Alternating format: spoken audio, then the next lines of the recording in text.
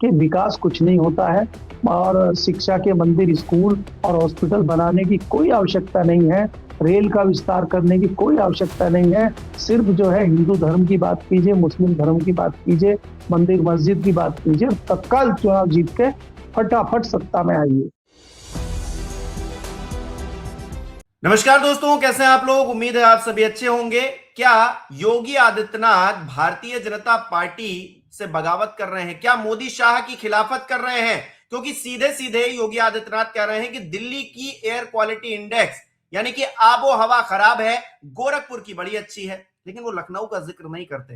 तो ऐसे में क्या अपने शब्दों के जरिए वो कोई संदेश पहुंचा रहे हैं अपने केंद्रीय नेतृत्व को? करेंगे बात। केपी मलिक जी बृहस्पतिवार हमारे साथ जुड़े। सर बहुत बहुत स्वागत है आपका। धन्यवाद हिमांशु जी, आपका भी और आपके दर्शकों का भी। सर, योगी आदित्यनाथ बयान देकर ये कह रहे हैं कि दिल्ली की आबो हवा खराब है, गोरखपुर की आबो हवा बड़ी अच्छी है। तो क्या कहना चाह रहे हैं और किसको संदेश देना चाह रहे हैं मंच पर खड़े होकर? क्या ये सीधी सीधी बगावत है क्या? देखिए हिमांशु जी, योगी जी अगर दिल्ली को गैस चैम्बर बता रहे हैं तो पहली बात तो यह है कि ये बात तो सच है कि दिल्ली तो वास्तव में गैस चैम्बर है। और उन्होंने खाली एक बार यही नहीं कह दिया कि दिल्ली में पोल्यूशन है या दिल्ली गैस चैम्बर है, बाकायदा उन्होंने अंदर तक उसको विश्लेषण किया, उसका कि आंखों में जलन होती है, बड़ी दिक्कत होती है और बड़ा मामला खराब है दिल्ली का। और देखिए गोरखपुर में कितना बढ़िया मौसम है और कितने अच्छे से रहते हैं। तो इसके क्या मायने निकाले जाए? भाई दिल्ली में तो ट्रिपल इंजन की सरकार है, दिल्ली में तो भाजपा की सरकार है, दिल्ली में तो ज्यादातर कंट्रोल जो है सेंट्रल गवर्नमेंट का है और सेंट्रल गवर्नमेंट के सर्वे सर्वा तो मोदी जी है। रेखा गुप्ता तो जुम्मा जुम्मा 4 दिन हुए आए हुए हैं और उनके पास तो पूर्ण अधिकार भी नहीं है। तो बहुत सारी चीजें हैं। तो आपको नहीं लगता कि योगी जी सीधे सीधे चैलेंज कर रहे हैं मोदी जी को? क्योंकि आपको भी मालूम है कि जिस प्रकार से तलखी लखनऊ और दिल्ली की बढ़ी है या गोरखपुर की और दिल्ली की दूरी बढ़ी है, मामला चल रहा है। और आज मोदी जी के ऊपर तमाम आपदाएं आई हुई हैं, चाहे वो अमेरिकन डील हो, चाहे एप्स्टीन फाइल हो, चाहे हरदीप पुरी का इस्तीफा हो, चाहे ममता बनर्जी का दिक्कत हो, चाहे राहुल गांधी जो रेल बना रहे हैं पार्लियामेंट में अंदर और बाहर वो हो। उससे कहीं ना कहीं मोदी जी के ऊपर एक आपदा है और उस आपदा का जो अवसर है वो उसमें तलाश रहे हैं योगी जी। योगी जी को लगता है कि ऐसे में अगर वो अपना कोई मामला बनाते हैं तो उनका भी नंबर आ सकता है, क्योंकि अंदर ही अंदर कुछ इस तरह की चीजें भी हैं कि आरएसएस भी देख के चल रही है और आरएसएस भी गुना भाग कर रही है कि अगर परिस्थितियां बहुत गंभीर होती हैं, जिस प्रकार से बिरला जी के खिलाफ अविश्वास प्रस्ताव विपक्ष लाने की बात कर रहा है।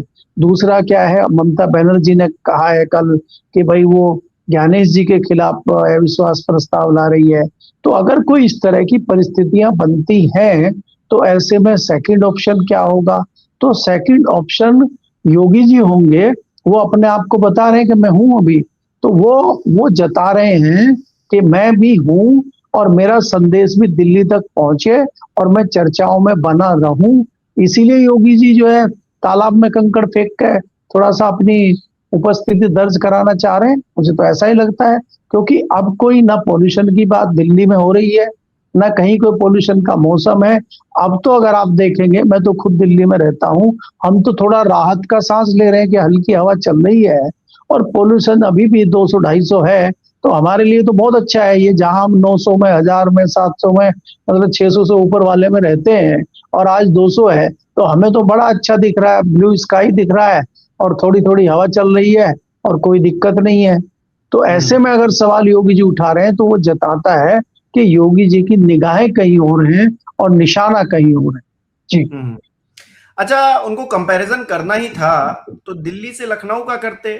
कंपैरिजन गोरखपुर से करके उन्होंने ये जता दिया है कि वो सीधे सीधे टारगेट कर रहे हैं मोदी जी को, टारगेट कर रहे हैं अमित शाह जी को और दावा ठोक रहे हैं दिल्ली की कुर्सी पर। क्योंकि गोरखपुर वापसी की चर्चाएं हो रही थी योगी जी की, लेकिन अब तो लग रहा है कि मोदी जी और अमित शाह जी की गुजरात वापसी करवा देंगे योगी जी। क्योंकि आपको याद होगा 2024 का इलेक्शन अगर बैसाखी सरकार चलाने को मजबूर हैं आज मोदी जी और शाह जी, तो फिर बहुत बड़ी वजह योगी जी हैं। और पिछले दिनों हमने देखा कार्यक्रम हो रहा था अध्यक्ष को लेकर, तो उन्होंने नमस्कार भी नहीं किया। मतलब अपने अपने भौकाल में है, जैसे कहा जाता है योगी जी। नहीं हिमांशु जी, मैं तो देखिए लगातार ये बात कहता ही रहा हूँ। मैं तो 2024 के इलेक्शन से पहले से कह रहा हूँ कि दिल्ली और लखनऊ की जो दूरी है, गुजरात लॉबी और योगी जी की जो दूरी है, जो तलखी बढ़ी हुई है दोनों के बीच में, वो विदित है, सर्वविदित है, वो कोई छुपी हुई बात नहीं है। आपके सामने तमाम ऐसे उदाहरण है। आप लीजिए, कुंभ का जब मेला चल रहा था और वहां पे भगदड़ में कुछ लोग मारे गए थे, और उत्तर प्रदेश की सरकार और योगी जी का कहना ये था कि कोई भगदड़ नहीं हुई है, कोई हताहत नहीं हुआ है, कोई किसी की मौत नहीं हुई है, और ट्वीट दिल्ली से हुआ था। और उसके बाद जो है उत्तर प्रदेश की सरकार को मानना पड़ा था कि कैजुअलिटी हुई है। तो ये तल्खियां कोई नई बात नहीं है, ये पहले से चल रही है। और उसका जो परिणाम आया है, या उसका जो लोगों को विश्वास आया है, या लोगों को जो दिखाई दिया है, वो 2024 के जो परिणाम आए हैं और उसमें जो आंकड़ा दिखा है, वो उससे जाहिर हो गया कि दिल्ली में और लखनऊ में तल्खी बढ़ी हुई है। और उसका नतीजा ये है कि 2024 में भारतीय जनता पार्टी को बड़ा झटका लगा है। और भारतीय जनता पार्टी अगर आज अल्पमत में है, उसके कहीं ना कहीं जिम्मेदार योगी है, उसका कहीं ना कहीं जिम्मेदार उत्तर प्रदेश है। अगर उत्तर प्रदेश में भारतीय जनता पार्टी की 30-35 सीटें बढ़ गई होती, तो आज भारतीय जनता पार्टी पूर्ण बहुमत में होती। आज भारतीय जनता पार्टी 240 पे है, उसको 272 जाने के लिए 32 सीटें चाहिए। तो 32 सीटें जो गायब हुई हैं, उसका तो सीधा सीधा मामला उत्तर प्रदेश से बनता है। तो इसलिए ये चीज कहना कि आज दिल्ली का मौसम खराब है और दिल्ली गैस चैम्बर बनी हुई है, कहीं ना कहीं योगी जी मोदी जी के गुब्बारे में पिन चुभाना चाह रहे हैं, और ये देखना चाह रहे हैं। बात हो रही थी सर, तो मैंने सोचा कि मैं लखनऊ का एयर क्वालिटी इंडेक्स देख ही लूं, तो पता चला 168 है, 168, यानी कि गुड होता है 0 से 50, 50 से 100 मॉडरेट, पुअर 100 से 150 और अनहेल्दी 150 से 200। यानी कि दिल्ली की आबो हवा खराब है, खराब तो लखनऊ की भी आबो हवा है। आंकड़े ये बता रहे हैं। गोरखपुर की हवा इसलिए अच्छी है क्योंकि गोरखपुर के मठाधीश हैं योगी जी और दिल्ली के मठाधीश हैं मोदी जी, तो इसीलिए वहां की आबो हवा खराब बता रहे हैं। तो लखनऊ के मठाधीश कौन है? लखनऊ में तो इसलिए क्या है कि लखनऊ की हवा भी बहुत अच्छी नहीं है, इसीलिए तो योगी जी ने लखनऊ का उदाहरण नहीं दिया, इसीलिए तो गोरखपुर का उदाहरण दिया गया। गोरखपुर को चर्चाओं में बनाए रखना है। गोरखपुर का डंडा जो है, गोरखपुर का जो सोटा है, उसकी उपस्थिति दर्ज करानी है, इसलिए बार बार गोरखपुर का नाम लिया जा रहा है। और आप देखेंगे, मैंने आपको पहले ही कहा कि दिल्ली में जो आपदा आई हुई है, उसमें एक अवसर तलाश रहे हैं योगी जी। उसी का नतीजा है कि योगी जी आज पॉल्यूशन के कंधे पर रख के, या रेखा गुप्ता के कंधे पर रख के बंदूक चला रहे हैं, और बंदूक का निशाना उनका कहीं और है, ये हमें समझना होगा। क्योंकि आज आप जी। अच्छा, रजत शर्मा जी का कार्यक्रम चल रहा था, उनकी अदालत लगी हुई थी। निशिकांत दुबे जी से सवाल पूछा गया कि राहुल गांधी मोदी जी से सवाल पूछते हैं लेकिन सवाल का जवाब वो देते नहीं है, इस तरह के आरोप राहुल गांधी लगा रहे हैं। तो निशिकांत दुबे ने बड़ी आसानी से कह दिया कि मोदी जी सवालों से ऊपर है। तो दिल्ली गैस चैम्बर बन जाए, देश आपदा में घिर जाए, क्या फर्क पड़ता है? मोदी जी तो नॉन बायोलॉजिकल है, उनको क्या ही फर्क पड़ता है, वो तो भगवान है ना, वो सवालों से ऊपर है। योगी जी ये सब करके कि वहां की आबो हवा खराब है, यहाँ बहुत अच्छा है, क्या कर लेंगे? देखिए हिमांशु जी, अगर आप देखें, भारतीय जनता पार्टी को 2014 से पहले या 2015-16 तक भी ये माना जाता था कि भारतीय जनता पार्टी सिद्धांतवादी, नैतिकतावादी और बहुत ही विचारवान पार्टी है। लेकिन जिस प्रकार से भारतीय जनता पार्टी की केंद्र में सरकार आई है और उनका आचरण धीरे धीरे लोगों के सामने आया है, तो आज भारतीय जनता पार्टी में नेताओं की कमी दिखाई दे रही है। निशिकांत दुबे का कितना बड़ा कैरियर है राजनीति में, निशिकांत दुबे जी का कितनी हैसियत राजनीति में है, ये किसी से छुपा हुआ मामला नहीं। भारतीय जनता पार्टी में एक से एक विद्वान और एक से एक क्रांतिकारी नेता है जो आज दाना दुनका चुग रहे हैं पर्दे के पीछे। और निशिकांत दुबे जैसे व्यक्ति जो आज फ्रंट पे खेल रहे हैं, ये फ्रंट पे किसके इशारे पे खेल रहे हैं? इनके पास क्या है? अब इस तरह से कहना कि मोदी जी सवालों से ऊपर हैं, भाई मोदी जी तो नॉन बायोलॉजिकल भी है। मोदी जी तो सवालों से भी ऊपर है। मोदी जी को सवालों के जवाब देने की जरूरत नहीं है। सवालों के जवाब देने के लिए तो बाकी लोग हैं। सवालों के जवाब देने के लिए निशिकांत दुबे जी है ना। मोदी जी तो है नहीं। इसीलिए निशिकांत दुबे जी संसद में बोल रहे हैं और मोदी जी बोल नहीं पा रहे हैं। तो वो बिल्कुल आ सही भी कह नहीं रहे रहा हैं। है, वो तो आ हाँ भी जी, नहीं मैं रहा। इसीलिए, हाँ, आ भी नहीं रहे हैं, इसीलिए उन्होंने अपनी जगह पर निशिकांत दुबे जी को दे दिया है। लगातार मोर्चा ले रहे हैं वो। जब चाहे खड़े होकर बोलने लगते हैं। जो स्पीकर होते हैं वो भी उनको नहीं रोकते। निशिकांत दुबे जी को पूरी छूट है। तो मैं निशिकांत दुबे जी की इस बात से इत्तेफाक रखता हूँ कि मोदी जी सवालों से ऊपर है। अगर सवालों के घेरे में है तो वो निशिकांत दुबे जी है। तो किसी को अगर सवाल पूछना है, अगर राहुल गांधी को सवाल पूछना है, वो प्रधानमंत्री को सवाल ना पूछ के निशिकांत दुबे जी को पूछे।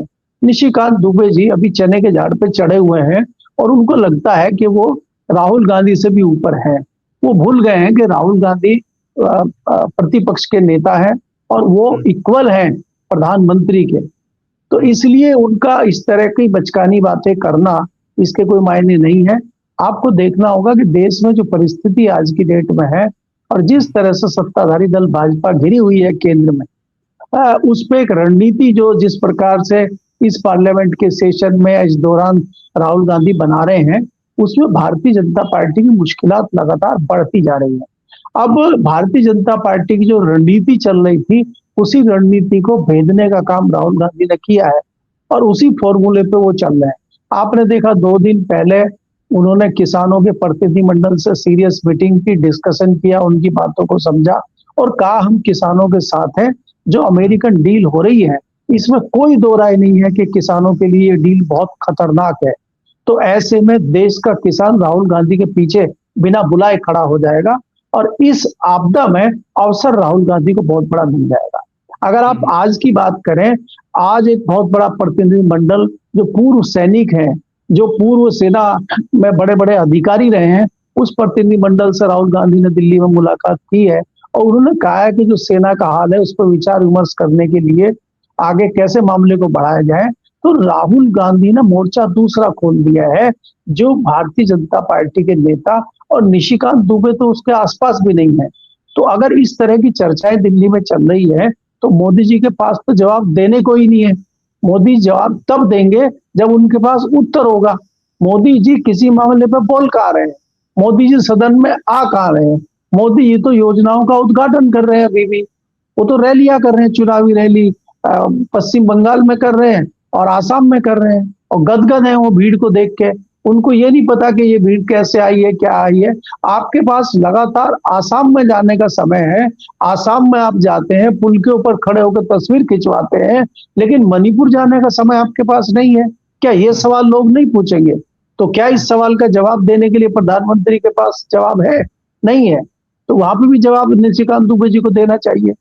अगर मुझे तो रजत लगता शर्मा है सेवा तीर्थ में कमरा जो है निशिकांत दुबे को भी दे देना चाहिए, ताकि पूरी तरीके से, मतलब प्रवक्ता के तौर पर, प्रधानमंत्री का प्रवक्ता कौन होगा तो निशिकांत दुबे जी हो जाएंगे, वो कार्यभार उनको संभाल लेना चाहिए। नहीं, बिल्कुल देखिए, सवाल का कपिल सिब्बल ने भी उठाया है, दूसरे विपक्ष के लोगों ने भी उठाया है कि आपने जो प्रधानमंत्री कार्यालय का नाम बदल के सेवा तीर्थ रखा है, तो आप किसकी सेवा करना चाहते हैं? क्या आप अमेरिका की सेवा करना चाहते हैं या आप जो पूंजीपति हैं उनकी सेवा करना चाहते हैं? सेवा का मतलब क्या है? तो ये जो आप इधर उधर की बातें करके लोगों को भरमाने और बहलाने का काम कर रहे हैं, तथ्यों पे आप कुछ नहीं कर रहे हैं। आप नई नई चीजें निकाल के ला रहे हैं। आप नया आदेश पारी करा रहे हैं कि देश में अब जो है वंदे मातरम जनगण मन से पहले बजाया जाएगा। सब स्कूलों में सबसे पहले ये प्रार्थना होगी सुबह। अरे स्कूल ही नहीं बचेंगे तो कहाँ पे करोगे? आपको मालूम है 90,000 से अधिक स्कूल बंद हो चुके हैं। 2.5 करोड़ से 3 करोड़ बच्चे स्कूलों से नाम कटवा के गायब हैं। तो और आप चर्चा कर रहे हैं वंदे मातरम के गीत की। तो आप कहाँ बजवाएंगे उसको जब बच्चे ही नहीं रहेंगे? जो आप निजी संस्थाओं को आगे बढ़ा रहे हैं, निजी स्कूलों को आगे बढ़ा रहे हैं, मंदिर की और हिंदू धर्म की आप बात कर रहे हैं।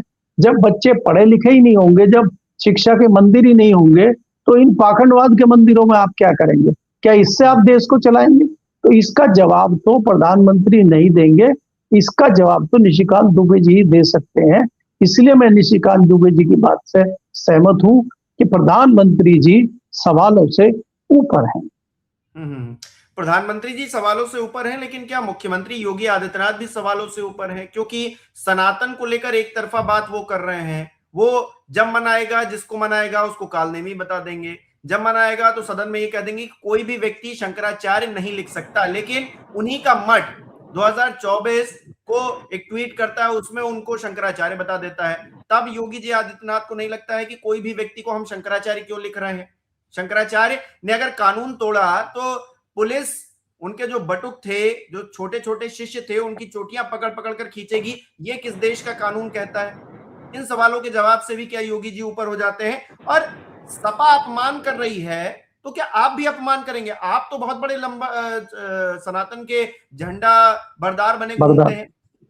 तो अखिलेश यादव तो इतना बड़ा मंदिर बनवा रहे हैं, केदारेश्वर धाम का स्थापना करवाई उन्होंने, और आप क्या कर रहे हैं? आपने कितने मंदिर बनवा दिए? राम मंदिर को लेकर आपने बहुत आपने जो है बड़ी बड़ी बातें की, लेकिन वहां की जनता ने तो आपको 2024 में जवाब दे दिया। तो आप क्या कर रहे हैं? आपकी कथनी करनी में फर्क नहीं है क्या? और क्या योगी जी भी सवालों से ऊपर हो गए?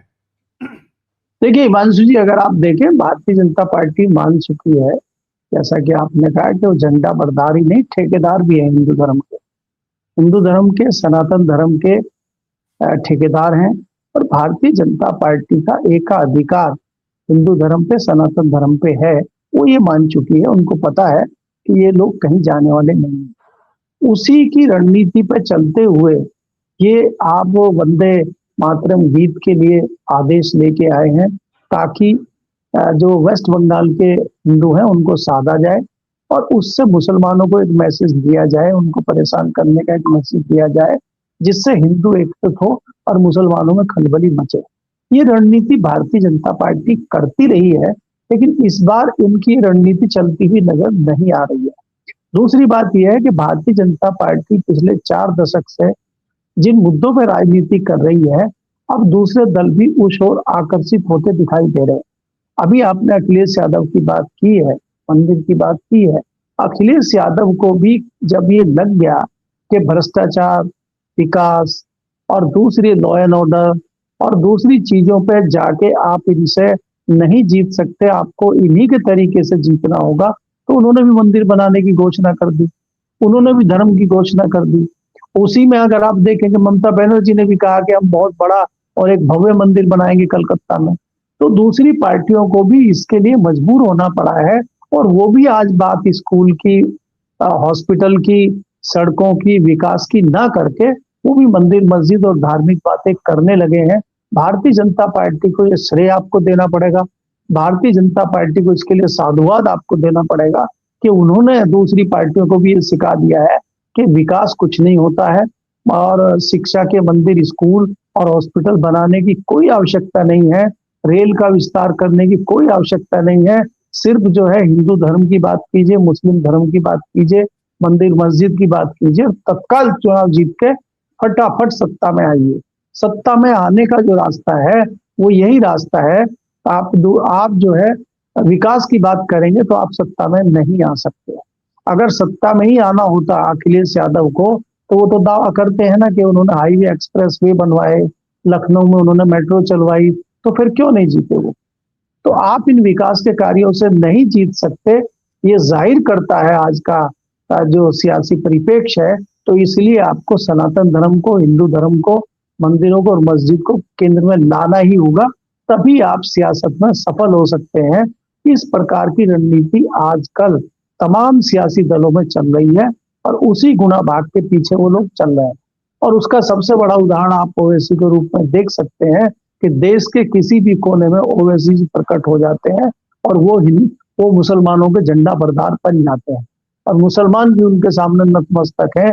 भले ही सब लोग वोट ना दें, लेकिन वोटों का बंटवारा करने की कला उनको आती है, जिसका फायदा सीधे सीधे किसको मिल रहा है वो भी आपको पता है जी। लेकिन एक बड़ी बड़ी अच्छी बात है, ओवैसी भले ही चुनावी मंचों पे, सियासी मंचों पे कुछ भी बयान दे, संसद के अंदर जो मुद्दे उठाते हैं वो कहीं ना कहीं भारतीय जनता पार्टी को भी असहज करते हैं। राघव चड्ढा ने कितना बढ़िया मुद्दा उठाया, किसी ने सुना? मैं बार बार जिक्र इसलिए कर रहा हूं क्योंकि जो असली मुद्दे हैं, जो असल समस्याएं हैं, उस पर बात होगी तो कोई ना मीडिया कवर करेगा, ना आम लोग उस पर ध्यान देंगे, वो सिर्फ बात होकर खत्म हो जाएगी। लेकिन इस तरह की बातें एयर क्वालिटी इंडेक्स को लेकर जिस तरह की जा रही हैं, उस पर चर्चाएं भी हो रही हैं, और जिस तरह की तल्खी है, आगे जो भी अपडेट होगा देखते हैं, उस पर बात करेंगे। बहुत बहुत शुक्रिया केपी सर हमारे साथ जुड़ने के लिए, तमाम बातचीत के लिए। हमारे दर्शक किस तरह से देख रहे हैं इस विषय को, कमेंट करके जरूर बताएं। इस वीडियो को लाइक करना, शेयर करना मत भूलिएगा। हमारे चैनल को सब्सक्राइब नहीं किया है तो वो भी जरूर कीजिएगा। आप हमें सहयोग कर सकते हैं ज्वाइन बटन पर क्लिक करके। बहुत बहुत धन्यवाद।